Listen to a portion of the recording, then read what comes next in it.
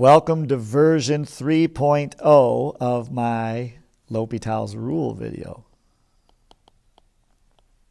It's version 3.0 because I've been having trouble getting it to record my voice, and this is now the third time I've made some of these slides. Having said that, let's jump into a discussion of L'Hopital's rule. So L'Hopital's rule is a theorem, which I've stated here in the graphic, that allows us to compute limits that are indeterminate. So if I'm working on a limit as x approaches a of some function f of x over g of x, remember, we always try substitution first. So what that means is you go ahead and you plug in why am I writing g? You plug in a into f of x, so that'd be f of a, and you'd plug in a into g of x, and that would be g of a. Gosh, I'm on version 3 now, and all of a sudden I can't do any math. And when you get an indeterminate form like 0 over 0, what L'Hopital's rule says is you can rewrite the limit using derivatives, and that new limit will have the same answer as the original limit. That's what this statement here says. And so what we would then do is we would do the limit as x approaches a of f prime of x. Oh, goodness. Yeah, I'm going to keep going because this thing is recording, but I am not happy with my production here. It'd be f prime of x over g prime of x. And if I can do this limit, that's great news, and it has the same answer as the original. That's L'Hopital's rule in a nutshell. Just let me remind you, we need two things. We need a fraction, and we need an indeterminate form like 0 over 0, or later we'll learn that infinity over infinity is one of those. And we've actually studied some other indeterminate forms as well, like 1 to the infinity is indeterminate, and 0 times infinity is indeterminate. So there's these different indeterminate forms that are required in order to use L'Hopital's rule. If the limit already has a value, you're done. Don't apply L'Hopital's rule. It has to be an indeterminate form. Let's take a look at some examples. First, let's take a look at this limit as x approaches 0. The function is 1 minus cosine of x over x. And in terms of our theorem that we're studying, this top function would be f of x, 1 minus cosine x, and this bottom function would be g of x, which is just x. Now remember, when you're working on limits, you always try substitution first. We always do substitution first. And when I do substitution on this one, I get 1 minus the cosine of 0, which is also 1, over 0. And that is a 0 over 0, which is that indeterminate form that we're looking for. And so what L'Hopital's rule says is you can ignore those other algebraic methods that we use to compute limits, and we can jump right in and write a new limit, which is the limit of the ratio of these derivatives. So I'm going to write the limit as x approaches 0 of, then we'll do f prime on top, which is going to be 0 plus sine of x, right? Because the derivative of cosine of x is negative sine, and there's already a sine there. So this is positive sine of x. And then the derivative of x on the bottom is just 1. And what the theorem says is the value of this limit is the same as the value of the one that we wanted. So now we do substitution again. And when we do substitution again, we get the sine of 0, which is 1. The sine of 0 is 0. That was a huge whoops. Let's just get that guy out of there. Sine of 0 is 0, and the value on the denominator of this, when the function 1 is just 1. So this is 0 over 1. So the answer for the entire limit, the value of the entire limit is just 0. And so since the value of this limit is 0, we know by the theorem that the value of the original limit is 0, and that's what we were looking for. Ta-da! That's how you use L'Hopital's rule. I'm going to run through several more examples with you. Here we're asked to find the limit as x approaches 1 of sine of pi x over natural log of x. Remember, we always try substitution first. When I plug a 1 into the numerator, I get the sine of pi. And the sine of pi is 0. I had to remember my unit circle and where pi was for a second there. And when I plug 1 in on the bottom, the denominator here, the natural log of 1 is also 0. So this is an indeterminate form. And rather than even try to do any algebraic methods on this thing, which we don't have for sine and natural log, I'm just going to apply L'Hopital's rule, which means I'm going to write a new limit, and I'll put the derivatives in instead. So the derivative of sine of pi x is pi cosine pi x. That extra pi comes in because of the chain rule. The derivative of natural log of x, we have that one memorized. That's just 1 over x. And now I can go ahead and do substitution again. When I plug 1 in to the numerator, I get the cosine of pi, which is negative 1 times pi. So that's negative pi. And in the denominator, I get 1 over 1, which is just 1. So this limit is negative pi. And that is the whole value for the limit. So this limit has a value of negative pi. And it certainly wasn't obvious from the original expression. Again, we use L'Hopital's rule to quickly compute this limit. Let's keep the examples rolling. Here's another limit that we're trying to compute. And again, don't panic that when you see this infinity. But what we want to do is imagine ourselves doing substitution with that infinity. Notice that that means we're going to put infinity here and infinity here. And then you have to think back to class and what we have said happens when you have 1 over infinity. 1 over infinity at the limit is 0. So essentially what we have here when we do substitution is e to the 0 minus 1 over 0. And e to the 0 is 1, so 1 minus 1 is 0. And then, of course, 0 is 0. So this is indeterminate. That's excellent news. That means that we can apply L'Hopital's rule because I have a fraction and I have an indeterminate form. Okay, so now we got to make a new limit using the derivatives. And that means you have to remember how to do the derivative of e to the 1 over x. So that you're going to need the chain rule. So it's e to the 1 over x, and then you got to multiply by the derivative of 1 over x, which is negative 1 over x squared. The derivative of 1 is 0, so I'm not going to write that piece. And then in the denominator, I have to do the derivative of 1 over x, which is also negative 1 over x squared. And now I can do just a smidge of algebra because these guys cancel. And my new limit that I'm going to try and evaluate is simply e to the 1 over x as x approaches infinity. And we can do substitution on this one because we know 1 over infinity is going to go to 0. So this turns into e to the 0, and so the answer is 1 for this limit. And that's good news. It means the math worked. So L'Hopital's rule requires a fraction and an indeterminate form. We had both of those, so we did the derivative on top and the derivative on bottom. Did a little bit of algebra, and then plugged in infinity.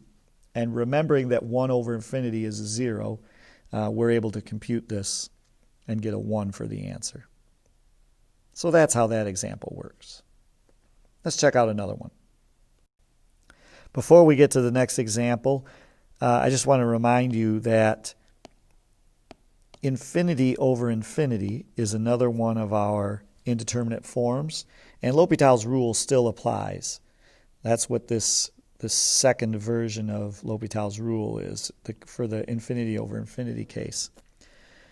As long as you still have that fraction, f of x over g of x, and you get the indeterminate form infinity over infinity when you do substitution, you can still use derivatives to help you compute the value of the limit. That's the statement that we're just trying to point out here. I'm sighing because this is another one of the slides that I had to redo in my version 3.0 video, and I don't sound quite as coherent as I did the first time I did the video. In a nutshell, if you get infinity over infinity, you can still apply L'Hopital's rule. Let's go see what happens in the examples. So here we're sending x to infinity, and the function is 3x plus 5 over 2x plus 1. We actually have some other techniques for evaluating this limit. You learned earlier that if the degree of the polynomial on top is the same as the degree of the polynomial on the bottom, that you could just do the ratio of the coefficients. So we learned early on that this answer is 3 over 2. I just want to show you that L'Hopital's rule will also produce 3 over 2. To do that, I need to first show you this is an indeterminate form. So when you plug infinity into these x's, you're going to get 3 times infinity over 2 times infinity, and that is still infinity over infinity, right? And that is an indeterminate form, and it means we can use L'Hopital's rule. So we write a new limit. It has the same answer as the original limit, and we just do the derivative on top and bottom. So the new limit is just going to be the derivative of 3x plus 5, which is 3, over the derivative of 2x plus 1, which is 2. And sure enough, the derivative of 3 over 2 is 3 over 2. I'm sorry, I said derivative. I meant the limit as x approaches infinity. This is called a constant function, and the derivative of a constant function is the constant. So this limit is 3 over 2. And that's exactly what we expected. I am only showing you this because it shows that L'Hopital's rule will work on an infinity over infinity indeterminate form. So that was a quick little example. Let's take a look at a couple more complicated examples. So this is a right-handed limit that we're trying to find. We're trying to find the limit as x approaches 0 from the positive side of natural log of x over cotangent of x. And you'll need to know a little bit about how these functions behave near the y-axis, and I happen to remember how these behave, so I'm going to go ahead and do substitution on these. The natural log of x, as you get close to the y-axis from the positive side, that takes off to negative infinity. And cotangent of x happens to go to positive infinity. And it's okay if these one's positive and one's negative here. We can still apply our L'Hopital's rule because this is still an indeterminate form. I'm still happy to see this thing. If you do not agree that these things are taken off to negative infinity and positive infinity, just peek at the graphs. Type these two functions into decimals and you'll see how they're behaving. What I'm going to do is apply L'Hopital's rule, so I'm going to write a new limit, which will be the ratio of the derivatives. The derivative of natural log of x happens to be 1 over x. And the derivative of cotangent of x happens to be negative cosecant squared of x.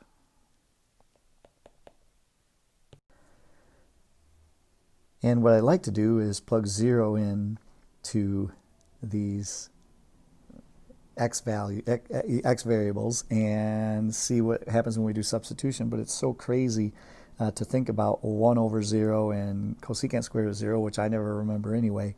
I'm going to do a little bit of algebra and trigonometry here to rewrite this thing. So I'm not doing any calculus. I'm just going to rewrite this limit so that's a little easier to work with. So the 1 over x is the reciprocal of x. I can put that x down in the numerator. So I'm just doing a little bit of algebra where this 1 over x is going to end up as an x in the denominator. And I'm allowed to do that. And then since cosecant is the reciprocal of sine, I'm going to rewrite that as a sine squared of x up in the numerator. And I'll just keep the negative sign with it. That's okay as long as I only have one negative sign. Okay, so this is a little easier to work with. Let's move that x over. It looks funny out of place there. So this expression is negative sine squared of x over x. And I'm pretty good with substitution of these functions. If I plug 0 into a sine of x, I still get 0. And square it, you still get 0. So that's a 0. And I plug a 0 in for x, I get a 0. So this is another indeterminate form. As long as you keep getting indeterminate forms, you can keep doing L'Hopital's rule. So I'm going to apply L'Hopital's rule again. I'm going to use a different color this time. I'll use green. And I'm going to do the derivative on these suckers again. Now, be careful with negative sine squared of x. You have to follow the chain rule on that. Because remember, this is like negative sine of x squared. So I'll bring that 2 down, make it a 1, then I got to multiply by the derivative of sine. So the derivative of negative sine squared of x is negative 2 sine of x cosine of x. And the derivative of x in the denominator is just 1. And this limit should have the same value as the blue limit, should have the same value as the black limit. So let's go ahead and do substitution on this one.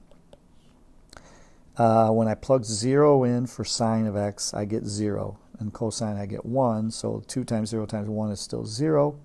And there's a 1 in the denominator, so 0 over 1 is just 0. So this limit has a value of 0. It was certainly not obvious, and we had to run through L'Hopital's rule twice to get there. When we ran through L'Hopital's rule the first time, we still ended up with an indeterminate form, right? This guy here. It wasn't obvious in this form, but once you rewrite it to something that's a little easier to work with and do substitution, you get 0 over 0. That is still indeterminate, so you apply L'Hopital's rule one more time, which is what we did right here. And that time I was able to evaluate the limit, and it turned out to be 0, which is kind of boring, but it worked. Okay, so that's a challenging problem, and we had to apply the L'Hopital's rule twice. But we did get the limit. It is doable. I've got one more example for you, and then we'll wrap this video up. So here we're asked to find the limit as x approaches 0 from the positive side of the function x times natural log of x. Notice this thing's not a fraction. And both of the statements of L'Hopital's rule that we studied, or that I displayed earlier in the video, required a fraction, a ratio of f of x over g of x. We don't have that here.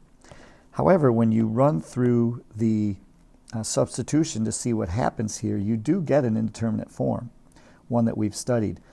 This is going to end up being 0 times negative infinity. And any form of 0 times infinity, that thing is indeterminate.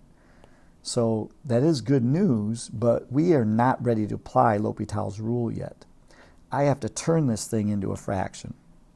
And the easiest way to do that is to just manipulate this x. Instead of making it x times the natural log of x, the function that I'm going to write is natural log of x divided by 1 over x. If I write it in this way, it has the same meaning, right? It's still x times log of x, but it's written as a fraction.